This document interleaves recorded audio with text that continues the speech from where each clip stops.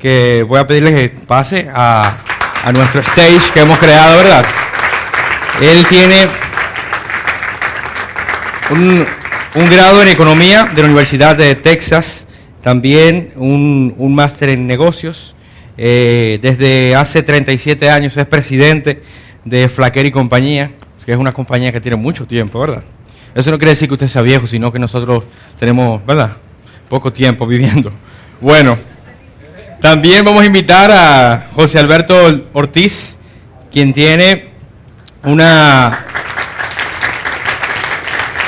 firma de abogados, se llama Ortiz Guerreros, Estudio Jurídico, y anteriormente también trabajó en uno de los bufetes más reconocidos de nuestro país, Pellerano y Herrera. También ha asistido a los más importantes bancos del país en el tema de fraude y lavado de dinero. También pertenece a la Asociación de Abogados Cristianos Dominicanos y ha publicado algunos textos. Uno se llama La primera superconstitución de la historia y El aborto, crimen o derecho. También quiero presentarles a nuestro amado pastor Wilson Carrero, que tiene un máster desde los 20 años sirviéndole al Señor aquí en la República Dominicana. Y a nuestro bien conocido, el pastor Víctor Medina, que también va a estar acompañándonos en esta noche.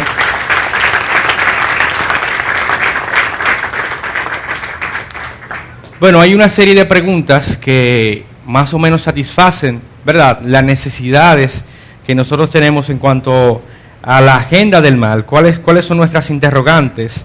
Creo que aquí está todo bien sintetizado. Y lo primero que queremos saber es, ya que tenemos a dos miembros de esta organización, ¿qué es Acción Cristiana? Cualquiera de los dos puede responder. El doctor Tony Flecker.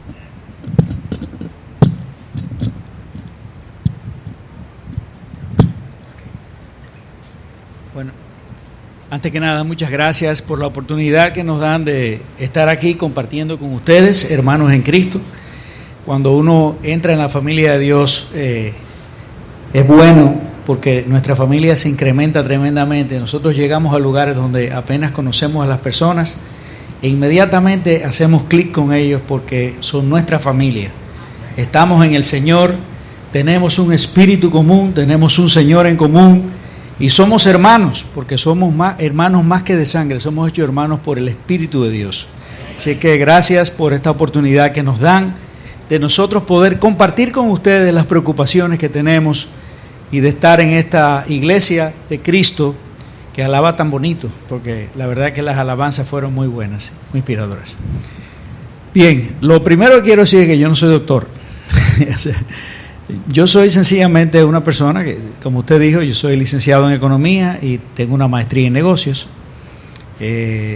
Y la vida a los creyentes nos pone en posiciones diferentes. Dios tiene momentos diferentes para cosas. Y esto es un momento donde Dios ha llamado a esta generación de creyentes en la República Dominicana a levantarse y a presentar defensa con mansedumbre y reverencia ante todo aquel que os demande razón de la esperanza que hay en vosotros. Esta es una generación que está llamada a la lucha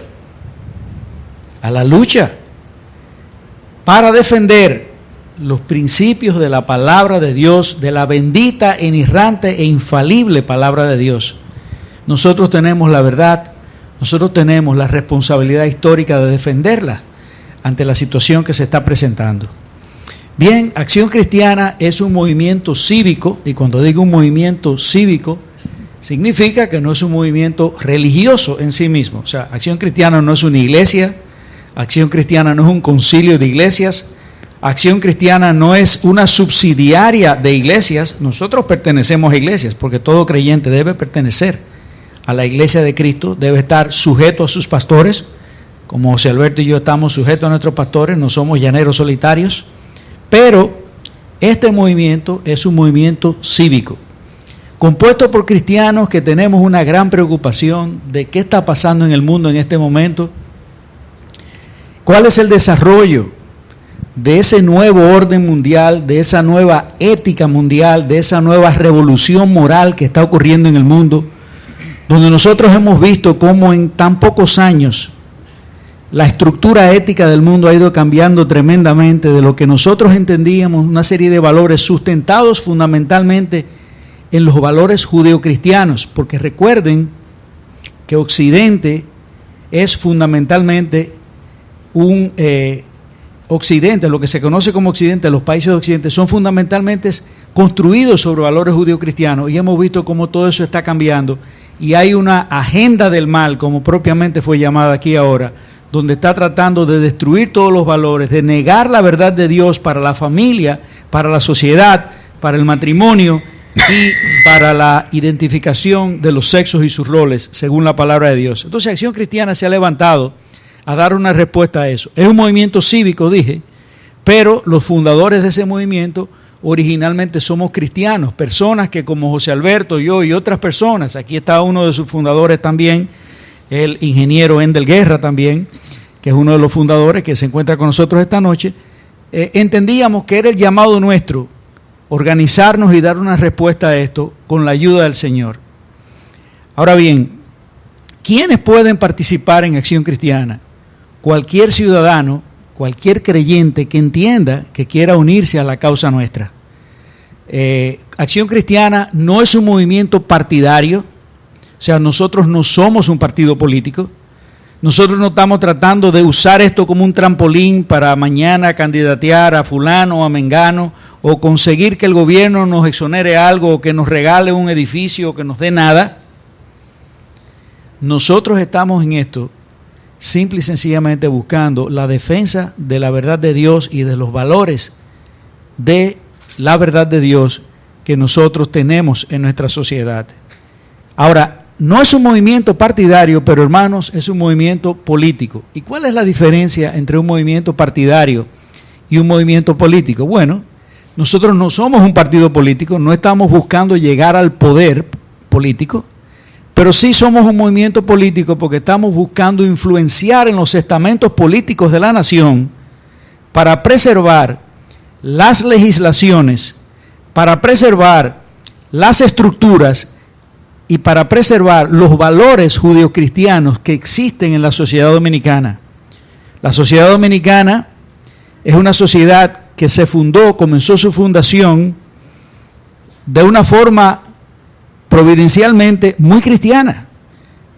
En la primera redacción de la Constitución nuestra se invocó a la Augusta y Santísima Trinidad como testigo. Y somos la única bandera del mundo que tiene una Biblia abierta y cuyo lema es Dios, patria y libertad. Y tiene la Biblia abierta precisamente en Juan 8:31 que dice, y conoceréis la verdad y la verdad os hará libres. Pues esa es la verdad que nos quieren quitar para esclavizarnos al pecado.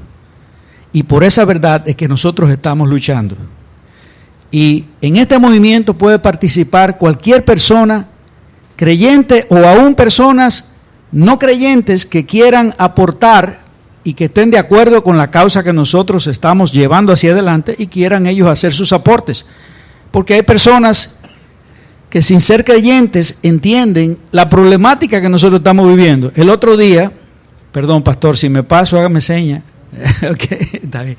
El otro día me llamó un ateo a mí, un ateo, y me dijo, mira, yo estoy muy preocupado con lo que aquí está pasando y yo necesito que Acción Cristiana nos ayude y elabore un documento con nosotros. Él estaba preocupado por todo lo que está pasando en el país y todo el rescabramiento moral que hay, un ateo.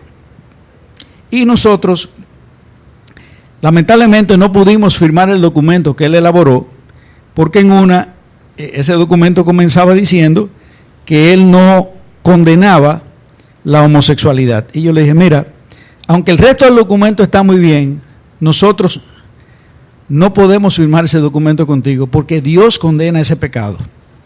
Dios lo condena y nosotros no podemos firmar un documento como ese. Sin embargo, lo que quiero decir con esto es que toda persona que quiera sumarse a la causa nuestra y que quiera contribuir con nosotros es bienvenido. Ahora, de donde nosotros vamos a tener y tenemos los principales aportes nuestros de personas es del pueblo de Dios, porque ¿quién quiere defender la causa de Dios? ¿Quién quiere defender los valores de Dios? Es el pueblo de Dios. Y de aquí es que nosotros tenemos la esperanza de que sea el pueblo de Dios que se levante y que se ponga en pie de lucha para defender estos valores. José Alberto, no sé si tú quieres añadir algo más. Yo creo que ya Tony lo ha dicho todo, de qué trata Acción Cristiana, cuál es nuestro propósito como ministerio que Dios ha levantado para este tiempo, como organización cívica no partidista, que lo que quiere básicamente es que la influencia cristiana que existe en nuestras leyes se mantenga. Vamos a abundar al respecto sobre ello, de que, contrario a otros movimientos similares al nuestro que están operando en Estados Unidos y en Europa, ellos están tratando de influir para que las leyes retomen la influencia cristiana, lo cual es un proceso muy difícil porque ese proceso de salida del cristianismo, de las leyes y de la sociedad en esos países, culminó a través de un recorrido que llevó a cabo 50 o 60 años, donde ellos sacaron a Dios de la sociedad. Ahora Dios puede hacer la obra para que su palabra vuelva a ser reflejada en las leyes. En el caso de la República Dominicana, sus principios están reflejados en nuestras leyes, sus principios están reflejados en las políticas públicas, aunque muchas veces no se pongan en práctica, pero lo que queremos es que esos principios se mantengan y para eso la necesidad de Acción Cristiana. Más adelante vamos a explicar qué desafíos se nos presentó hace poco, qué desafíos van a suceder en el futuro y cómo ustedes pueden colaborar con este propósito. Solo decirles que nosotros tenemos una página abierta que es www.grupoaccioncristianard.org www.grupoaccioncristianard.org. Si usted se quiere inscribir, puede entrar a esa página y puede hacer la inscripción por la vía digital. No obstante, uno de nuestros directores, el ingeniero Endel Guerra, está aquí esta noche. Endel, si tú quieres puedes ponerte de pie para que te reconozcan. Sí. Endel va a estar aquí esta noche ayudando en las inscripciones de cualquiera de ustedes que se sienta motivado después de esta charla y quiera inscribirse en el movimiento. Él está aquí con otras personas para ayudarle y asistirles en que usted, si quiere quedar inscrito esta noche de una vía más expedita, o si se le hace difícil entrar por hacerlo por la vía digital, hacerlo aquí esta noche. Bueno, otra pregunta que tenemos es basada en la premisa de que hemos visto en nuestra educación siempre dos géneros, masculino y femenino. Y ahora entramos a una página de internet o nos inscribimos en un formulario y vemos que dice masculino, femenino y otro. Entonces, ¿qué es la ideología de género? Sí, realmente la ideología de género es el nombre de la ideología a la que nos estamos enfrentando. Porque estos proyectos que estamos combatiendo en el Congreso, en los medios de comunicación, en la vida pública, se ha disfrazado bajo el nombre de ideología de género. La ideología de género no es más que un pensamiento que le está diciendo a usted que usted no nació ni hombre ni mujer. Es decir, usted decide lo que usted quiere ser. Aunque usted haya nacido como un hombre o aunque usted haya nacido como una mujer, usted, si quiere, puede ser el sexo contrario. Eso es lo que se llama ideología de género. Es la libertad de usted elegir y de usted escoger el sexo que desea. Y bajo la ideología de género se engloban todos estos movimientos que lo que quieren es fomentar en la sociedad y aprobar mediante leyes la libertad de elegir. Libertad de salir o no salir embarazada, libertad de tener relaciones sexuales cuantas veces me plazca y con quien a mí me plazca, libertad de abortar las veces que yo desee, libertad de yo casarme con quien yo quiera casarme, no importa que sea hombre con hombre, mujer con mujer, 3 mujeres y 2 hombres, 4 hombres y 2 mujeres, porque de eso se está hablando y vamos a hablar de eso más adelante. La ideología de género es simplemente un concepto ideológico cuyo corazón, cuyo fundamento es la libertad de yo hacer lo que a mí me dé la gana, con quien me dé la gana, y libertad de yo decidir lo que yo quiero ser. Esa es la ideología que gobierna en Europa, la ideología que está gobernando a los Estados Unidos, la ideología que está penetrando en América Latina y que tenemos la oportunidad de evitar que penetre en República Dominicana, como trató de hacerlo hace 3 semanas mediante un proyecto de ley del cual comentaremos en lo adelante. Hablando de ese proyecto, si alguno tiene alguna otra opinión sobre el tema de ideología de género. Sobre la ideología de género, yo solamente quiero añadir a lo que José Alberto ha dicho ya, Sí. que la ideología de género lo que hace sencillamente es lo siguiente. Anteriormente, el género nuestro estaba explicado y estaba demostrado por la naturaleza nuestra. Es decir, nosotros nacíamos o varón o nacíamos hembra, con el equipo que era evidente, desde que usted nacía le decían, ¿nació varón o nació hembra? Antes, cuando no habían sonografías, desde que usted nacía el médico sabía si era varón o hembra. ¿Por qué? Porque veía el sexo suyo, ¿verdad? Y es como dice Romanos capítulo 1:26, que dice que Dios los entregó a pasiones degradantes porque sus mujeres cambiaron la función natural por la que es contra naturaleza. O sea, la prueba de Dios, la evidencia de Dios del género venía dada por la naturaleza. Ahora, estos teóricos, porque son unos teóricos de jugar con el lenguaje y es muy propio de la época llamada posmoderna, donde se hace una deconstrucción del lenguaje, es decir, las cosas se ponen, se le quita el significado verdadero para darle el significado que yo quiero. Ellos dicen ahora, el género no es lo que tú naces, eso es el sexo. Si tú naciste varón, tú tienes sexo varón. Y si tú naciste con una vagina, tienes sexo de hembra. Tú tienes sexo de hembra. Pero el género es lo que yo decido ser. El género, dicen ellos, es una construcción social. Es algo que la sociedad dice que es lo que debe ser un varón, pero ahora nosotros vamos a decidir qué es lo que yo quiero ser y cómo yo lo quiero ser. Porque ellos atan esa ideología de géneros a una lucha entre el hombre y la mujer. Recuerden, hermanos, nosotros no podemos ser ingenuos e ignorantes de que todo esto es simple y sencillamente la replicación de esa misma lucha que Dios anticipa en Génesis capítulo 3, donde le dice, tu deseo será para con tu marido, pero él se enseñoreará de ti. Es decir, hay una lucha.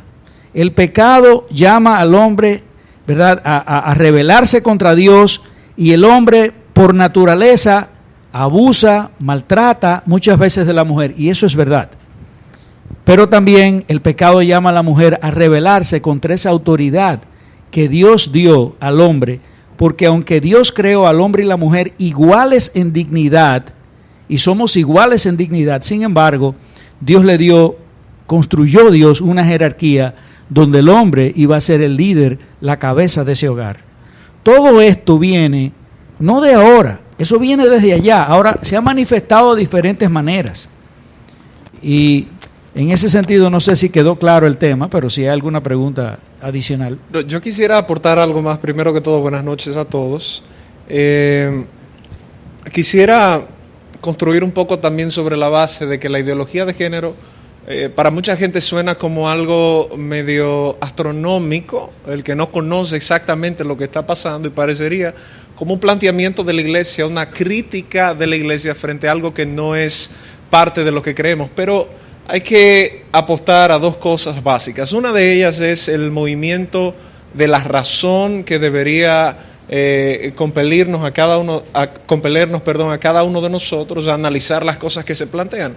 ¿Qué exactamente dice la ideología de género? Yo quiero citar a una de las principales precursoras de esto. Hay que remontarse, pienso que a la cumbre del año 1995 en Pekín, la cuarta cumbre de los derechos de la mujer, o sobre la mujer, así se llamó, organizada por la ONU, la Organización de las Naciones Unidas, que esa fecha es digna de anotar. El año 1995, esa cumbre fue un epicentro para ellos colar el tema de la ideología de género. Yo quiero citar a una persona ya fallecida, que fue diputada en aquel tiempo, Bella Abzug. Ella dice, cito: el concepto de género está enclavado en el discurso social, político y legal contemporáneo, ha sido integrado a la planificación conceptual, al lenguaje, los documentos y programas de los sistemas de las Naciones Unidas, y los intentos actuales de varios Estados miembros de borrar el término género en la plataforma de acción y reemplazarlo por sexo es una tentativa insultante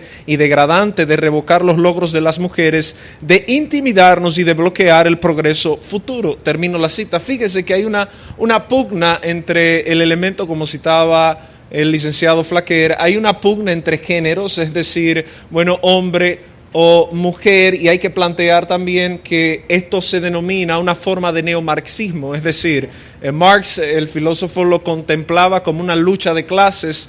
Esto se plantea como una nueva lucha de clases donde la mujer, fíjese que esto es interesante, usted mujer, donde la mujer es la excusa, pero no necesariamente el elemento que se está defendiendo, sino la idea básica es redefinir el concepto de familia, y que usted puede elegir si su hijo es varón porque biológicamente nació o anatomofisiológicamente tiene un pene y usted tiene un varoncito.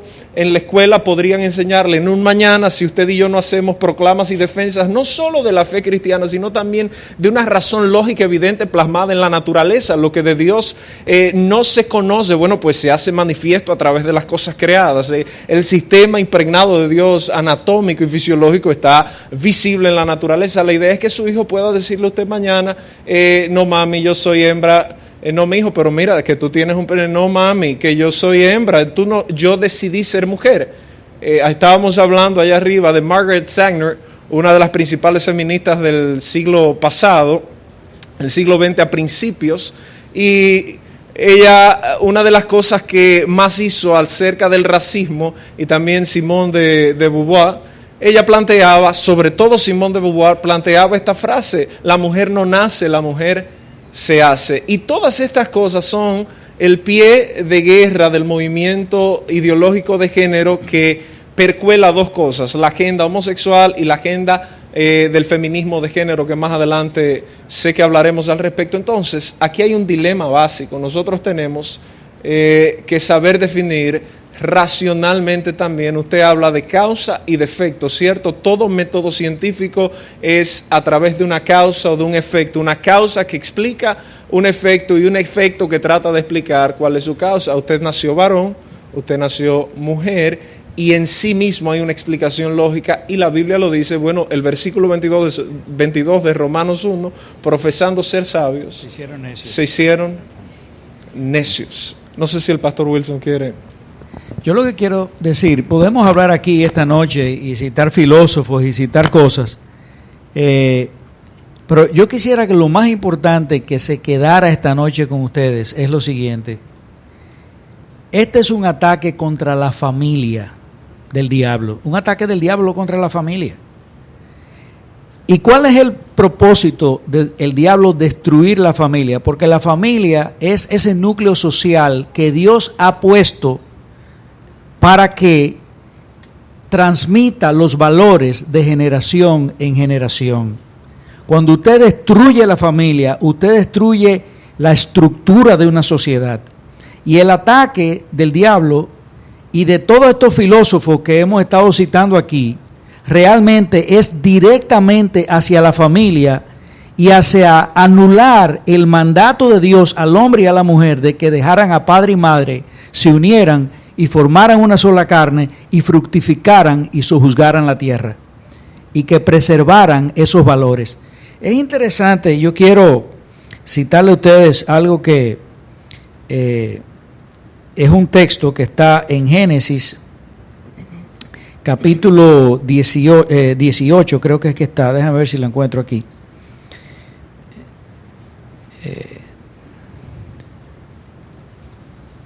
Génesis 18, 19.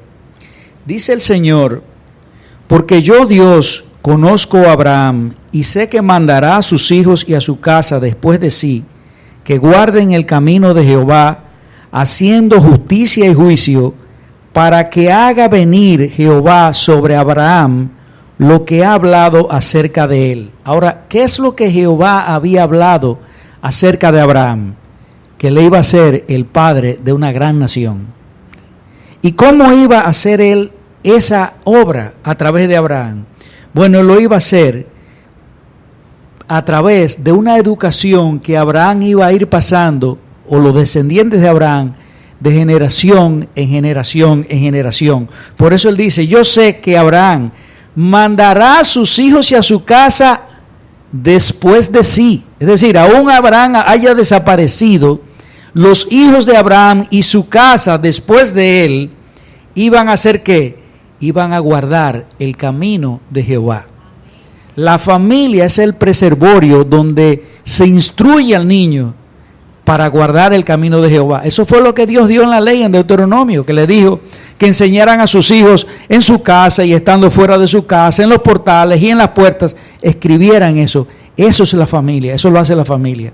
Si el diablo logra destruir las familias, ha ganado la batalla. Obviamente nosotros sabemos, hermanos, que esta batalla no la va a ganar Satanás.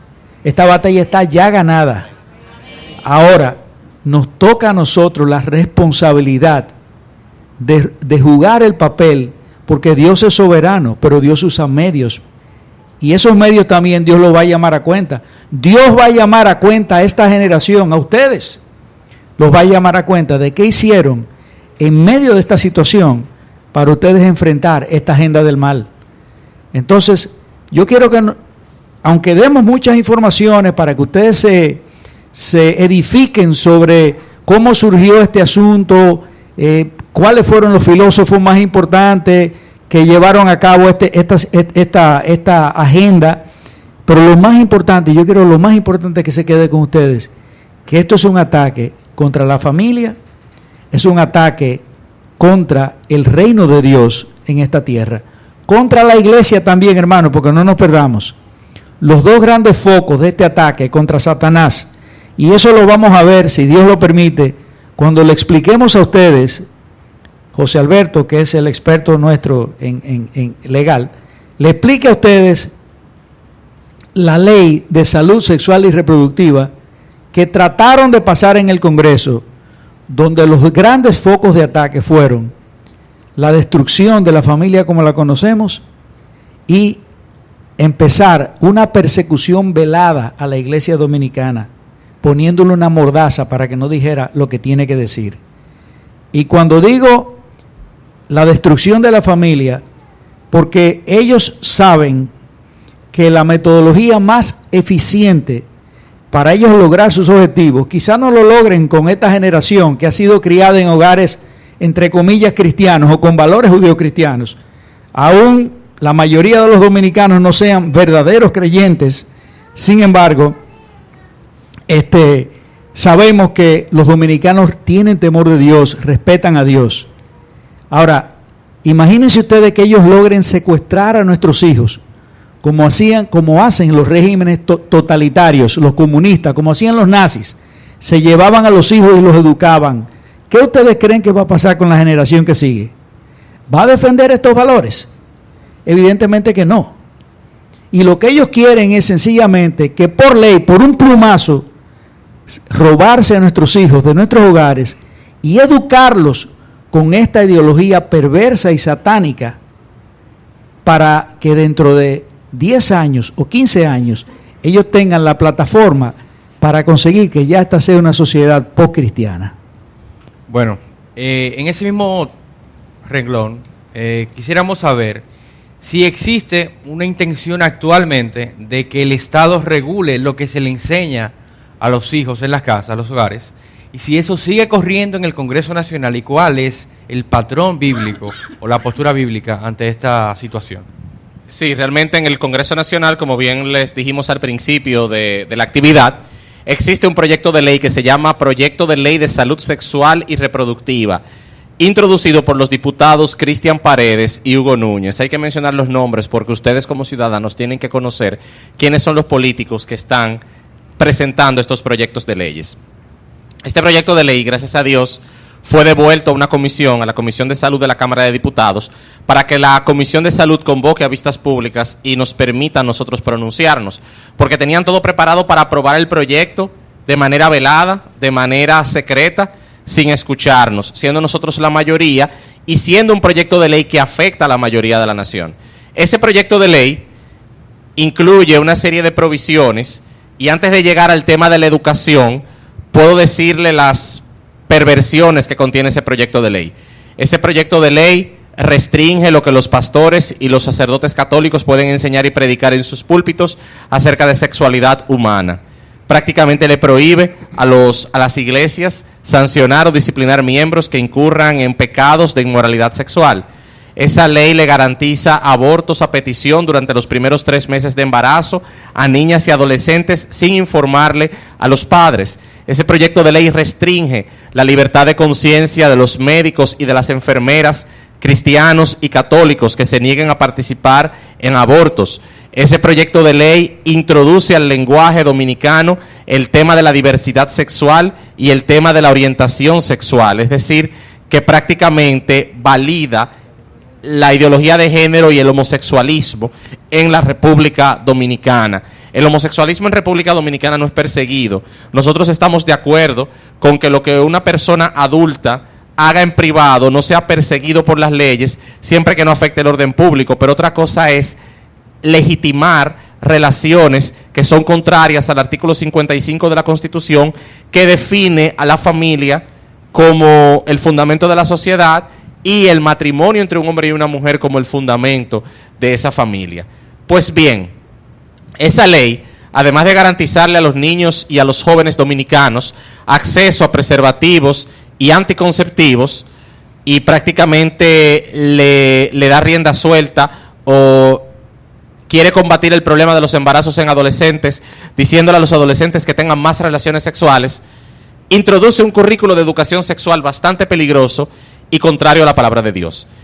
Ese currículo de educación sexual va a educar a nuestros niños en temas como la diversidad sexual, el erotismo, el placer desenfrenado, las relaciones afectivas, entre otros términos que son sumamente preocupantes para nosotros.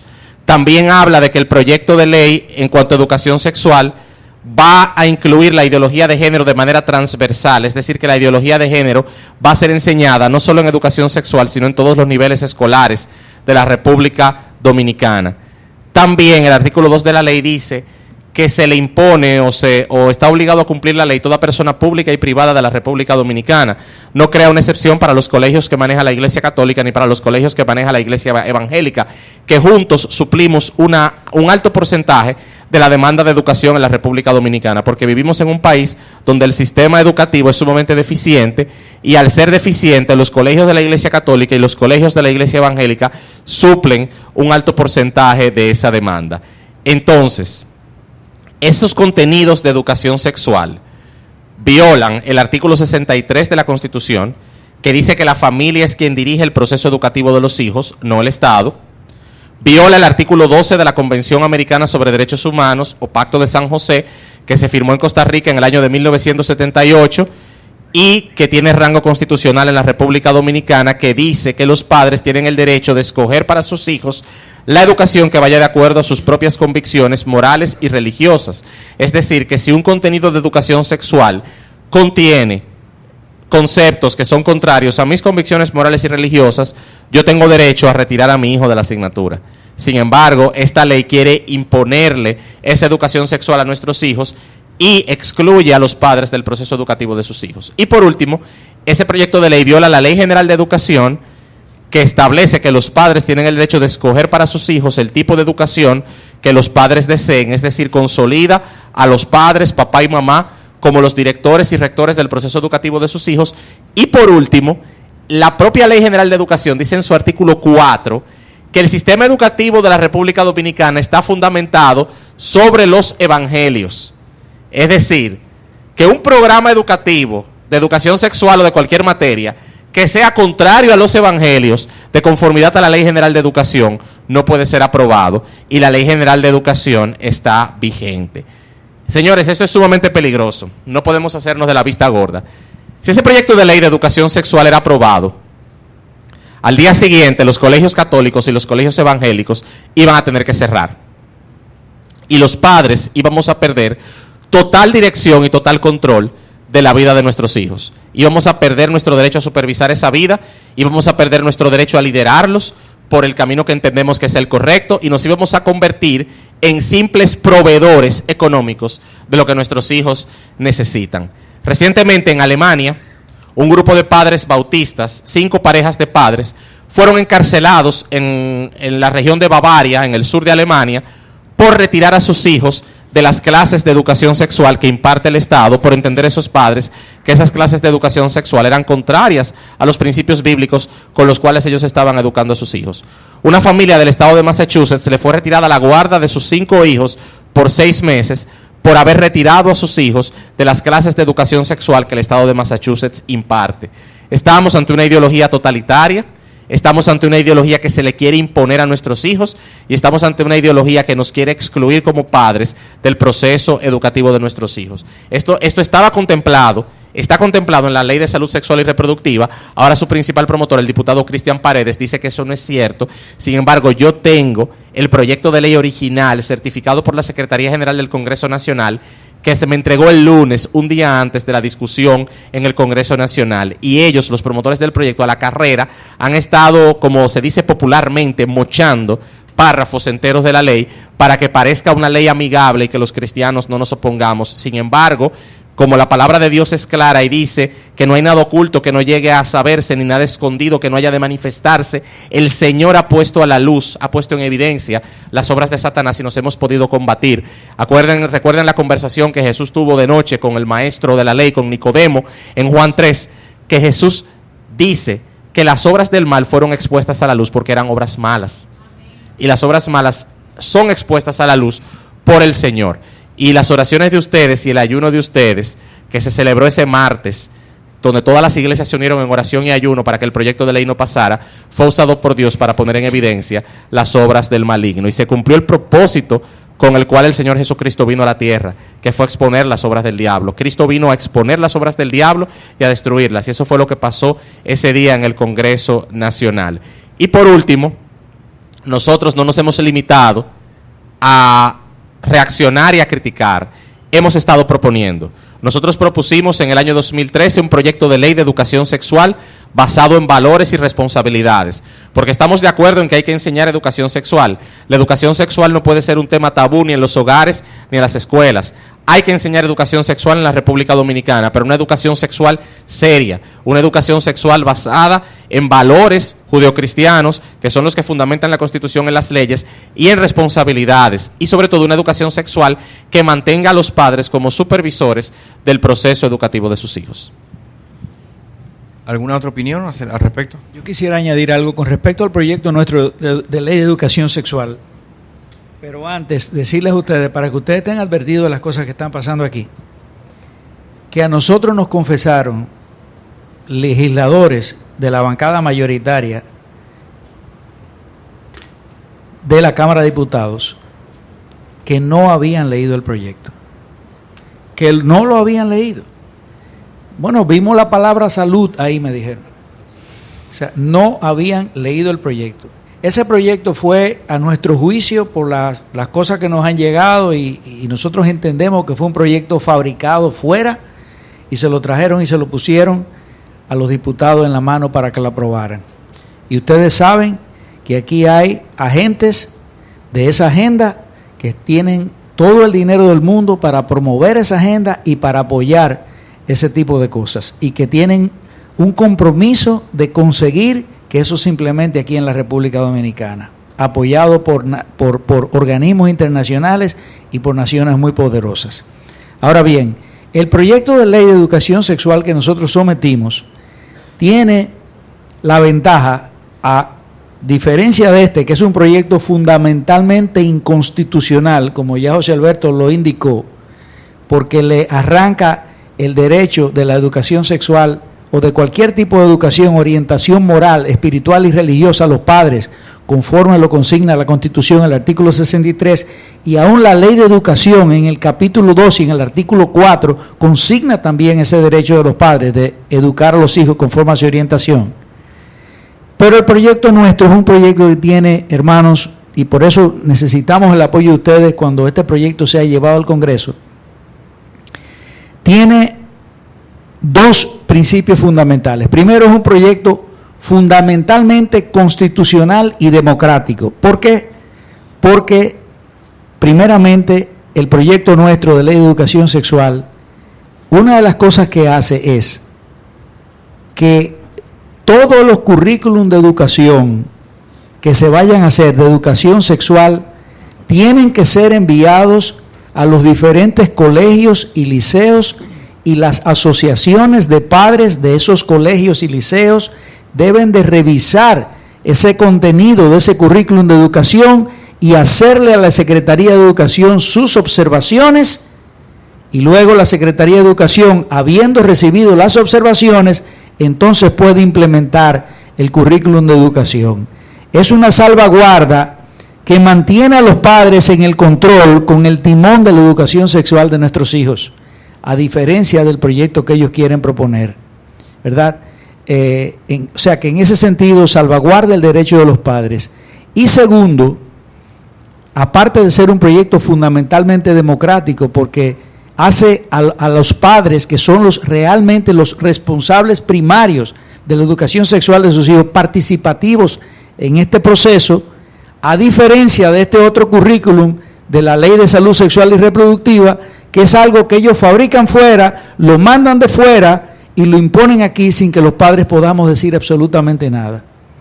Pero otra ventaja grande que tiene el proyecto de educación sexual propuesto por Acción Cristiana es que es un proyecto que le permite a los padres, si no están de acuerdo con los currículum que se van a impartir en esas escuelas o colegios, le permite a los padres retirar a sus hijos de esas asignaturas sin que pierdan sin que pierdan el curso, pudiendo pasar de curso solamente, y lo pueden retirar de esa asignatura si quieren. Y eso es una salvaguarda para todos, hermanos. Es un espíritu verdaderamente democrático, porque vamos a suponer que nosotros, en la gracia de Dios, consigamos que la educación sexual en República Dominicana se base en una cosmovisión cristiana, y ojalá que sí sea, pero hay un ateo que no quiere que su hijo lo pongan a aprender una educación sexual basada en una cosmovisión cristiana. Él tiene el derecho también de retirar a su hijo de esa materia y de que no pierda el curso. O sea que es un proyecto equitativo, es un proyecto democrático, es un proyecto que realmente respeta, ¿verdad?, y es tolerante a las creencias de los demás. Una de las cosas de este movimiento de LGBT es que ellos viven diciendo que nosotros somos intolerantes, que nosotros no tenemos tolerancia.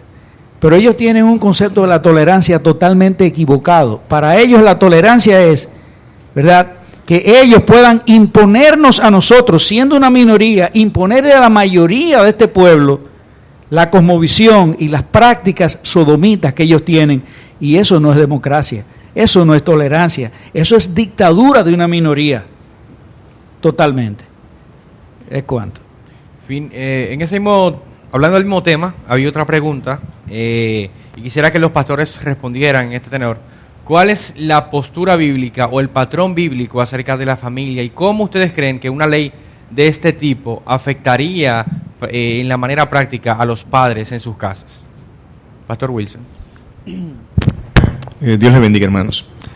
Yo estoy aquí oyendo todo esto y me estoy desayunando de muchas cosas que no había enterado. Realmente a veces uno en el pastorado ignora cosas, mientras nuestro enemigo está en el buen trigo, de noche poniendo cizaña, una cizaña que luego se extiende y daña el buen trigo. ¿Por qué digo esto? Sencillamente porque yo le preguntaba a José Alberto que cómo es posible que esto ocurra y nadie se dé cuenta. Yo no me he dado cuenta. Y hoy estoy aprendiendo que Satanás está llevando a cabo un plan para destruir la iglesia, la libertad de predicar, la libertad de evangelizar, sin que nosotros estuviésemos conscientes. Para mí esto es un llamado como pastor, y es un llamado a todos aquellos que son creyentes para hablar según el derecho que Dios nos da. En la Biblia tenemos el ejemplo del apóstol Pablo. El apóstol Pablo nunca decía que era ciudadano romano solo cuando lo necesitó, para que no le siguieran azotando. Y hubo un momento cuando llega a Jerusalén que él apela a César. Y hubo otro momento cuando dijo, soy ciudadano romano, aquel que quería flagelarlo. Quiero decir que a él, cuando se le daban derechos como ciudadano romano, y los utilizó cuando hubo que utilizarlos. Quiero decir que nosotros como ciudadanos dominicanos tenemos el derecho a ripostar, a hablar, a ir a expresar nuestra postura ante unas vistas públicas. Y creo que debemos hacerlo, porque es nuestro derecho. Hubo un tiempo que hemos callado, pero como bien decían los hermanos, es tiempo de que hablemos. El único peligro es que no se nos vea como políticos, pero gracias a Dios nos han aclarado que el movimiento no es político. Porque también yo veo en esto una lucha de ideologías. Lo que estamos hablando de ideologías, simplemente porque la iglesia está fundamentada bajo una verdad, no ideología, una verdad absoluta que es la Escritura, y eso modela nuestra conducta, nuestros pensamientos, la crianza de nuestros hijos. Pero estos personajes de esa agenda del mal, lo que quieren proponernos es un cambio de pensamiento a cómo ellos quieren que la sociedad viva. Quiero decir que quieren desmontar la familia, desmontar lo que son los procesos de lo que es un hogar, la educación a los hijos, para ellos imponer una visión que obviamente viene de parte del diablo, para que nos alejemos cada vez más del Señor. Porque si se logra que nuestros hijos sean criados por el Estado o influenciados por el Estado, se va a hacer mucho más difícil poder predicar la palabra. La Biblia nos enseña con claridad que es deber nuestro educar a nuestros hijos. Deuteronomio capítulo 6, la Escritura enseña que se le iba a repetir a nuestros hijos, ¿verdad?, aquellos mandamientos que el pueblo de Israel había aprendido. Pero también en Efesios capítulo 6 habla de que disciplinemos y que debemos criar a nuestros hijos en el temor del Señor. Por tanto, la responsabilidad de criar no es del Estado, según la Escritura, sino es de cada creyente. Pastor Víctor. Yo pienso que la respuesta de cómo nosotros como iglesia debemos accionar respecto de todos estos movimientos, yo quisiera citar la Escritura justamente, ya citada anteriormente también, pero verlo en otro contexto. El apóstol Pablo le escribe a su hijo Timoteo en la fe, ¿verdad? En la segunda epístola, capítulo 3, versículos del 1 en adelante, permítame con paciencia, y quisiera que lo fuésemos leyendo también, si lo tenemos en la pantalla, ahí está. Y yo quisiera que lo aplicásemos de acuerdo al contexto. El hermano Flaquera hablaba de posmodernidad, ¿verdad? Lo fechamos desde el 60, algunos desde el 80, de la caída de los muros, pero el concepto de la relatividad de las cosas, de el hedonismo, de una forma circular de ver la vida, lo cual confronta básicamente nuestra linealidad con la palabra de Dios. Como decía el pastor Wilson, dice el texto que la iglesia es columna y baluarte de la verdad, y usted tiene la responsabilidad de guiar a su familia de acuerdo a los valores que usted ha creído como buenos y válidos, que está de más decir que son productos y derivados de la palabra de Dios. Cito, dice: también debes saber esto, que en los postreros días vendrán tiempos peligrosos, porque habrá hombres amadores de sí mismos, avaros, vanagloriosos, soberbios, blasfemos, desobedientes a los padres, ingratos, impíos, sin afecto natural, implacables, calumniadores, intemperantes, crueles, aborrecedores de lo bueno, traidores, impetuosos, infatuados, amadores de los deleites más que de Dios, que tendrán apariencia de piedad, pero negarán la eficacia de ella. A estos evita.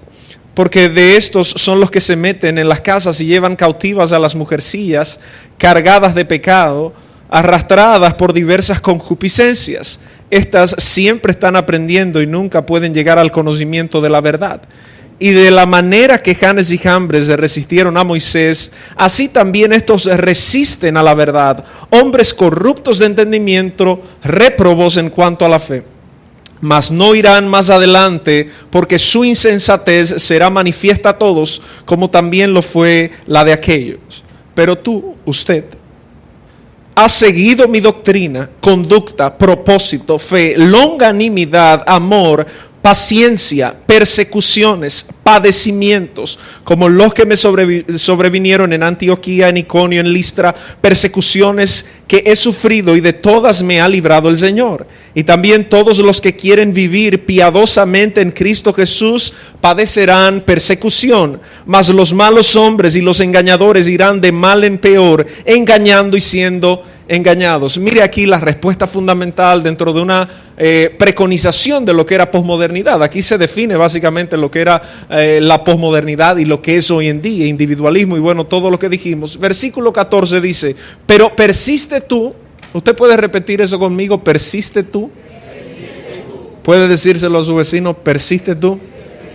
Esto es lo que hacemos los pastores, hablarle a la gente, los teólogos, filósofos, bueno.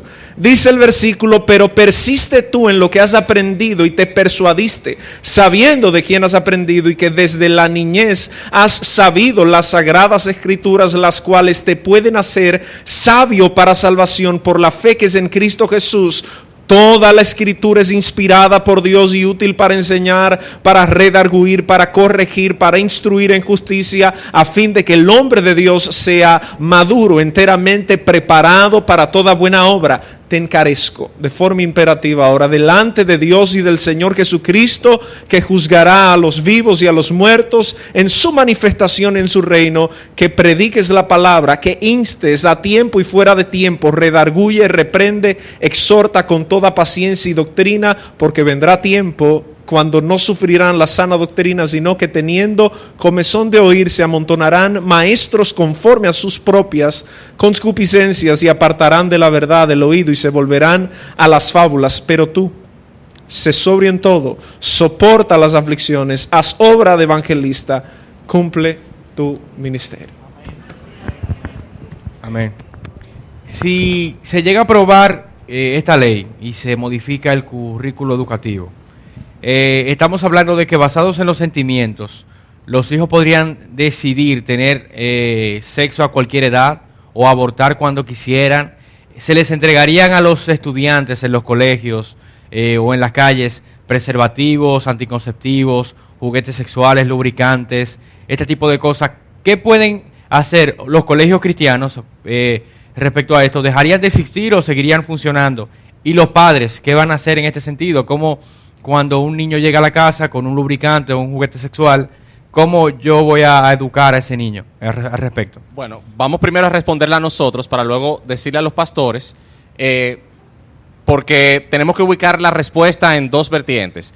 Sí. Una vertiente de qué pasaría en una sociedad que apruebe este tipo de cosas, qué es lo que está pasando y cómo los pastores deben aconsejar a sus miembros que deben actuar frente a sus hijos. En el caso del proyecto de ley de salud sexual y reproductiva, introduce al lenguaje dominicano por primera vez las dos palabras, que son dos palabras muy bonitas pero peligrosas, y son derechos sexuales y derechos reproductivos. Esas dos palabras, derechos sexuales y reproductivos, fueron traídas al lenguaje por la Organización de las Naciones Unidas en la Conferencia de la Mujer de Pekín, que ya Víctor mencionó, y en una conferencia anterior que se llevó a cabo en 1994 en El Cairo sobre población y desarrollo. El mundo cambió para siempre en el año 1989. En el año 1989, cuando se derriba el muro de Berlín y posteriormente la Unión Soviética, la Unión de Repúblicas Socialistas Soviéticas colapsa y el comunismo cae, en el mundo se produjo un vacío intelectual, ideológico, cultural, enorme, porque una parte del mundo quedó sin orientación. Y cuando se produjo ese colapso del sistema comunista, se comenzó a hablar de un nuevo orden mundial.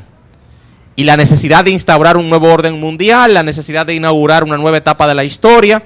Francis Fukuyama, un académico norteamericano, hablaba del fin de la historia, de que el mundo debía unirse en torno al capitalismo.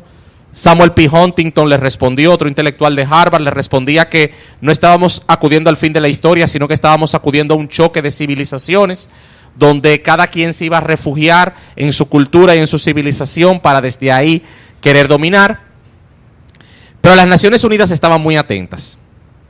Y es que estos revolucionarios feministas, eróticos y culturales, que comenzaron a trabajar desde la década del 60, poco a poco se fueron agrupando e infiltrando en los organismos de poder y de toma de decisiones de las Naciones Unidas.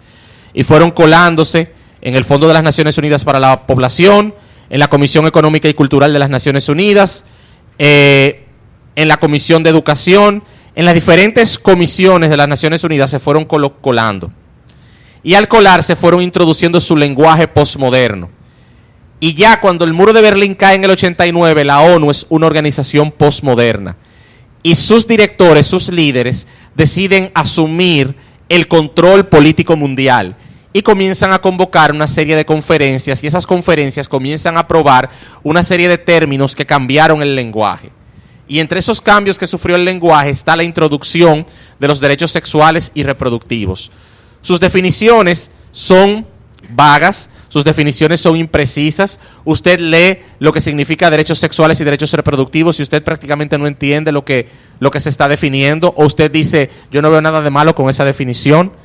Sin embargo, en el fondo de esas definiciones lo que se esconde es el derecho de usted tener relaciones sexuales a cualquier edad, con quien usted quiera tenerlas, y también se esconde el derecho de yo hacer con mi cuerpo lo que a mí me dé la gana, sea de tener relaciones sexuales cuando yo quiera y con quien yo quiera, y de eliminar las consecuencias, como la libertad que yo tengo de abortar la criatura que se está gestando en mi vientre, fruto de esa relación sexual desenfrenada y de ese descontrol sexual que yo tengo. Los derechos sexuales y los derechos reproductivos son introducidos al lenguaje. Si son aprobados, por cierto, se nos ha hecho creer que nosotros aprobamos los derechos sexuales y reproductivos, pero eso es mentira. Lo que se produjo en el Cairo en 1994 y en Pekín en 1995 fueron consensos que no obligan a los países. Nosotros no estamos obligados por lo que se decidió en el Cairo y en Pekín, ni moralmente ni legalmente, pero se nos quiere hacer creer que estamos obligados legalmente, pero eso es mentira. Si se aprueban los derechos sexuales y reproductivos, prácticamente se le va a dar carta blanca a nuestros jóvenes para que tengan relaciones sexuales libremente todas las veces que deseen, con quien ellos deseen, y que usted no puede interferir como padre. Incluso su hijo podría tener la libertad, y yo no quiero sonar exagerado con esto, pero quiero irme a la interpretación estricta de la ley. Su hijo tendría la libertad de llegar con una pareja de su mismo sexo, de otro sexo, o con varias parejas a la casa suya, que usted paga, sea un préstamo del banco o sea a un dueño pagándole un alquiler, llevar a esas personas a su cuarto, donde hay una televisión con cable que usted paga, donde hay una energía eléctrica que usted paga, donde hay una comida que se compra en el supermercado que usted paga, donde él estudia en un colegio que usted paga, y en ese cuarto da rienda suelta a su desenfreno sexual. Y si usted quiere intervenir, entonces él lo puede denunciar a usted porque usted está violando sus derechos sexuales. Y el Estado entonces va a intervenir, va a proteger a su hijo y lo va a sancionar a usted, sea con una multa, sea con cárcel, como está sucediendo en Alemania, sea con el retiro de la guarda de sus hijos o de su derecho de autoridad sobre ese hijo. A ese tipo de sociedad es que nos quería llevar la ley de salud sexual y reproductiva. Ese tipo de sociedad se está viviendo en Europa Occidental, sobre todo en Europa nórdica, en Suecia, Finlandia, Dinamarca, Noruega, Holanda. ¿Cuál es el resultado de ese modelo en los países nórdicos donde los jóvenes tienen libertad sexual? Suecia, por ejemplo, tiene uno de los índices más altos de suicidio del mundo, con un 10%. Porque en la libertad sexual y en el desenfreno sexual no está la solución al problema existencial del hombre. Pero ese tipo de sociedad es que nos querían llevar a una carta blanca para que los jóvenes tengan plenitud de desenfreno sexual, usted perder el control y la dirección de la vida de sus hijos y prácticamente usted ser anulado como padre. Entonces yo quisiera que los pastores pudieran hablar. Primero, vivimos en una sociedad donde todavía eso no ha sido aprobado. ¿Cuál debe ser la actitud del padre cuando, por ejemplo, como decía el moderador, un hijo llega a la casa con un juego sexual, con un juguete sexual, o el padre se da cuenta, o el hijo le confiesa que está viendo pornografía? ¿Cuál debe ser la actitud de los padres en ese sentido, en una sociedad como esa, donde eso no se ha aprobado? ¿Y cuál debe ser la actitud de los padres en caso de que una sociedad, un Estado, apruebe ese tipo de inmoralidad sexual y que los hijos se sientan con la libertad de vivir de manera desenfrenada porque el Estado los va a proteger? Bien, ustedes están viendo la magnitud del reto que tenemos por delante. Nosotros estamos atrás Ya hay otras personas que están en la trinchera y que están pasando esto. En Estados Unidos ahora mismo, muchos pastores se están viendo en la disyuntiva de tener que violar la ley para ellos no casar, por ejemplo, parejas homosexuales. Yo los invito a que ustedes vayan a la página nuestra y busquen un sermón que predicó recientemente el pastor John MacArthur. Quizás alguno de ustedes le es familiar, el pastor John MacArthur de California. Es un pastor que desde hace años ha llevado la voz cantante, ha sido fiel a la palabra de Dios y predicó un sermón que dice: no nos arrodillaremos. Y él habla de la tensión que existe ahora mismo en este momento entre las iglesias y tener que obedecer a un Estado laico que quiere imponerle a la iglesia cómo conducirse en asuntos de iglesia. Nosotros creemos en la separación de la iglesia y del Estado, pero el Estado no le puede imponer a un pastor de estos que case a una pareja homosexual. En ese caso nosotros tenemos que decir lo que dijo el apóstol Pedro cuando fue confrontado por las personas del concilio: es necesario obedecer a Dios antes que a los hombres. Entonces, ellos ya están en esa lucha y nosotros, si no nos cuidamos, podríamos prontamente entrar en esa lucha. Endel. Quisiera, por favor, que abundaran un poco en la importancia de registrarse en la página de Acción Cristiana, lo que implica y lo que no implica eso, porque se habló un poco al principio de eso, pero no se abundó. Dilo tú mismo, tú eres... Realmente lo que nosotros queremos es tener un registro de miembros que se identifiquen con la causa y que eso tiene un mayor peso político a la hora de nosotros dialogar y conversar con congresistas y con personas que influyen en la modificación de las leyes o en la discusión de nuevas leyes en la Constitución. Que hay diferentes formas de aportar. O sea, usted puede aportar orando, usted puede aportar asistiendo a las convocatorias que se hacen. Se han hecho convocatorias de marchas que no han sido preparadas directamente por Acción Cristiana, pero que Acción Cristiana ha apoyado. Se ha convocado al Congreso Nacional cuando se va a conocer una de estas leyes, y es importante asistencia allá y presencia de ustedes. También lo que puedan aportar con recursos.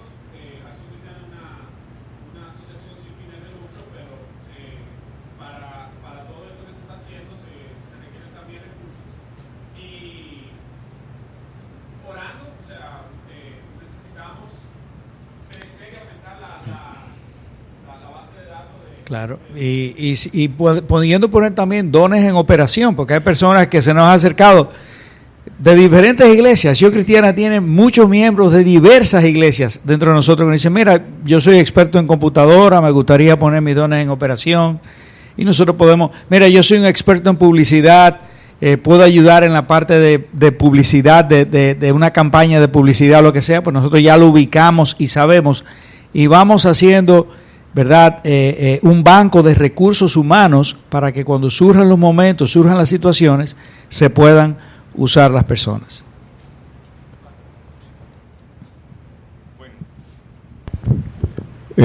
Yo pienso que estamos hablando de algo hipotético, ¿qué pasaría? Pero a mí me parece que en esta reunión podemos decidir que no tiene que pasar, que la iglesia debe unirse para que eso no ocurra. Ayer 50 personas, estoy citando de un periódico, 50 personas marcharon a la sede de la OEA hasta la Casa Blanca para pedir al gobierno de Estados Unidos que presione al de República Dominicana para que modifique su política migratoria y ponga fin a la deportación de personas de origen haitiano nacidas en territorio dominicano. Yo lo que quiero decir es que solo 50 personas fueron capaces de mover toda la opinión pública y los periódicos americanos, solo 50 personas. Y hablaban estos días a la iglesia que solo 9 personas cambiaron todo el sistema americano de 350 millones de personas. Solo 9 personas. Yo pienso, bueno, gracias. 5 votaron a favor, había 9, 5 a favor, 4 en contra. Eso es lo correcto. Pero vamos a decir que de 9, 5, gracias, 5 personas cambiaron todo para 350 millones de personas. A mí me parece que si nosotros nos unimos, un pequeño grupo puede hacer que esto se detenga. De hecho, debemos detenerlo. Porque de lo contrario, lo que la iglesia enfrentaría sería una persecución, porque ningún creyente va a traicionar lo que ha creído. Quiere decir que cuando un hijo llega a nuestra casa, hay que hablar la verdad y hay que decir lo que hemos creído y estar dispuesto y entender lo que Jesús dijo proféticamente. Dice que el mundo os aborrecerá porque no sois del mundo. Ahora, hemos vivido un tiempo muy cómodo, sin persecución de ningún tipo, pero quizás vengan esos tiempos peligrosos que hemos leído de la Escritura, donde las cosas pueden cambiar. Pero yo creo y confío que puede haber un despertar de conciencia en las iglesias. Y yo creo que es una gran bendición el grupo que ellos están liderando, que nos ayuda a, en vez de estar en la parte de atrás, estar en la parte del frente, en una forma positiva. Naturalmente, yo veo también en esto un plan de que el mundo nos vea como enemigos. Por ejemplo, aquí todo el mundo tiene un homosexual en la familia, perdonen que lo diga, pero yo creo que es así. ¿O me estoy equivocando? Todo el mundo tiene un homosexual en la familia, sea un primo, un sobrino, un familiar, un tío lejano que usted descubrió después que era. Y simplemente, no es verdad que ninguno de nosotros ha odiado ni odia a ese familiar por su conducta. No. Quiere decir que no es verdad que el cristiano odia al homosexual, eso es mentira. Naturalmente, lo que ellos han hecho es llevar a cabo una política de decir que estamos discriminando cuando es falso. El cristiano lo que tiene que tener cuidado de no perder ante esas personas, ante los homosexuales, de no perder la vigencia de poder evangelizarles. Esto quiere decir que no le odiamos, no aprobamos su conducta y le hablamos de Jesucristo. Y simplemente el homosexualismo es un pecado como cualquier otro, está en el listado de los pecados de la Escritura, igual que el ladrón, igual que el homicida, igual que el mentiroso. Pero claro, son pecados con consecuencias diferentes, porque el alcohólico pues tiene problemas con su familia, problemas con su salud, específicamente el hígado. Pero ya el pecado de la homosexualidad, y todo pecado tiene consecuencias morales, también de enfermedad, de una vida corta y otras cosas que hemos aprendido con el paso de la historia en cuanto a la salud del homosexual, que se sabe que el homosexual dura menos, ya que cambia de pareja constantemente, y al cambiar de pareja constantemente, pues habitualmente se contamina de enfermedades diversas. Yo pienso que la iglesia primero debe unirse, debe hacer oír su voz, y que los padres debemos recibir una responsabilidad mucho mayor, más dinámica con nuestros hijos, y no tenerle miedo a hablarle a nuestros hijos de sexualidad. Antes que lo haga otro, usted tiene que hacerlo. Creo que los pastores tenemos, y me incluyo por supuesto, que enseñarle a la iglesia cómo lidiar con ese problema y a sus miembros de cómo criar a sus hijos, porque siempre el sexo ha sido un tabú para todas las personas. Cuando nuestros hijos nos preguntan del sexo, cambiamos el tema. Y ellos tampoco se atreven a preguntarnos porque se dan cuenta que uno no quiere hablar de sexo. Entiendo que debemos hacer un programa para poder fomentar el conocimiento correcto de la sexualidad según las Escrituras. Bueno, yo pienso, vamos a hacer una pequeña pausa ahora, pero para concluir, luego vamos a dar un espacio también de preguntas, respuestas o aportes, así que no os desesperéis, pero ante la pregunta que se nos ha formulado desde la perspectiva pastoral, yo pienso también que es algo amplio, de un amplio espectro, porque todo el que está aquí forma parte de una comunidad de creyentes. En este caso estamos... Bueno, un grupo podría pertenecer a la Iglesia Evangélica de Adoración, otro grupo a la Comunidad Bíblica de Fe, unos a la Iglesia Bautista Internacional, otros a la Iglesia Bíblica del Señor Jesucristo. Pero desde mi óptica yo pienso que tenemos que revisar el tipo de mensaje al que nos estamos aproximando en las Escrituras, como iglesias y usted como creyente de Jesucristo a través de la Escritura. Me explico. Hoy en día hay dos tendencias generales. Esta mañana hablamos, en el culto de la mañana, al respecto de las señales y los prodigios. Algunos autores le van a colocar el tema de personas que andan detrás de un Dios terapéutico. Es ese Dios que le va a dar felicidad a usted a todo costo, sin implicar los temas morales y los temas escriturales, y algo que MacArthur cita, el tema de la integridad doctrinal, que era básicamente también lo que el pastor Wilson nos plantea, de bueno, usted definitivamente no odia, porque si usted odiara a un homosexual, ¿por qué usted ama a un político que se siente aquí para que dé un diezmo? ¿Cuántos dicen amén? ¿Cuántos me siguen? Al final estamos violentando nuestra integridad doctrinal para conseguir cosas que nos convienen a nosotros como personas. Pero así como podríamos fallar los pastores, muchos de los miembros de las iglesias también van detrás de la alabanza y de la adoración, van detrás de la cantidad o de lo que yo voy a experimentar hoy, de ese Dios terapéutico, de si yo tengo un vacío en mi corazón, y no vamos comprometidos con la palabra de Dios y una responsabilidad que nosotros tenemos frente a la palabra de Dios en nuestra sociedad. No sé si me está siguiendo. Lo cual complica, porque hoy en día tenemos una iglesia de consumidores, pero a la hora de demandar respuesta de nuestra fe, tenemos muy pocos protagonistas, porque no conocemos en lo que creemos. ¿En qué cree usted? Si el culto no se siente bien, si no me hablan de prosperidad, si no siembro una jipeta para que me den un dealer, aleluya, no tiene sentido de la fe. Y justamente estamos viviendo en tiempos peligrosos. Yo creo que volver a la esencia de la Escritura es fundamental. Esto no se trata de calvinismo ni de arminianismo, no, se trata de volver a lo básico de la Escritura. Usted es salvo por fe, por su gracia. Usted tiene una responsabilidad con esa gracia, dejar de estar buscando tantas profecías y tantas cosas extrañas y volver al centro de la Escritura. Esa es mi respuesta frente a lo que nosotros como creyentes deberíamos orientar, porque la respuesta está en la Escritura. Decía el pastor Wilson, esta es la columna vertebral de la fe cristiana. ¿Por qué nos hemos salido de ellas? Estamos pagando las consecuencias de las mismas. Si usted no educa a su familia a través de la fe, usted va a pagar las consecuencias de la falta de educación cristiana. Amén. Esa es mi opinión. Bueno, vamos a hacer... ¿tenía algo más que decir, perdón? No, solamente concluir diciendo lo siguiente.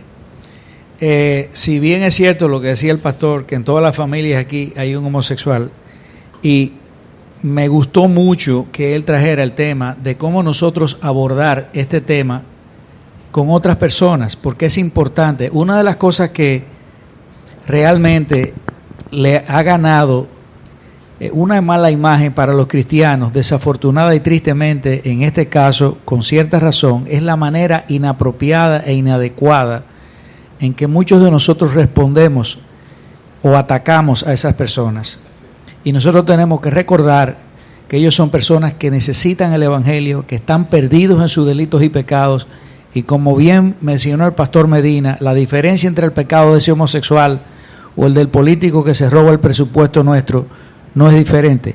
O sea, estamos hablando de dos pecados que merecen condenación, y es importante cómo lo abordamos. Pero sí es importante que sepamos que República Dominicana, ¿verdad? Como él mencionaba, un pequeño grupo en Washington, son 50 que atrajeron y captaron la atención de la prensa. Bueno, pues aquí hay 2 millones de cristianos en República Dominicana, personas comprometidas, personas que pueden articularse y que pueden hacer una diferencia políticamente, aún en las urnas. El apoyo nuestro a un candidato que apoye a los homosexuales, o otro candidato que no apoye a los homosexuales, o un candidato que apoye esta agenda o que no apoye esta agenda. Ahora, si somos mayoría, ¿por qué nosotros estamos teniendo esta conversación? La primera razón es porque no estamos organizados, y eso es lo que precisamente estamos tratando de hacer ahora. No estamos organizados, a diferencia de esos movimientos que, siendo movimientos de pocas personas, están muy bien organizados y muy bien articulados. Vamos a hablar un poquito más adelante acerca del caso en específico de la homosexualidad y de el aborto, específicamente cuando se producen violaciones y otro tipo de situaciones difíciles para las personas que van o deciden abortar. Vamos a hacer una pausa y vamos a darle paso a nuestro pastor Víctor para recoger las ofrendas. Bueno, amén. Así mismo, yo les voy a a pedir que estemos sobre nuestros pies y nos tomemos un momentito para dar gracias a Dios por todo lo que hemos hablado. ¿Cuántos han sido edificados en esta noche? Todavía falta más y vamos a abrir el espacio. Yo sé que hay mucha gente que tiene cuestionantes sobre el trato de la iglesia frente al homosexual. Ya el pastor Wilson y el licenciado Flaquer abrieron el espacio.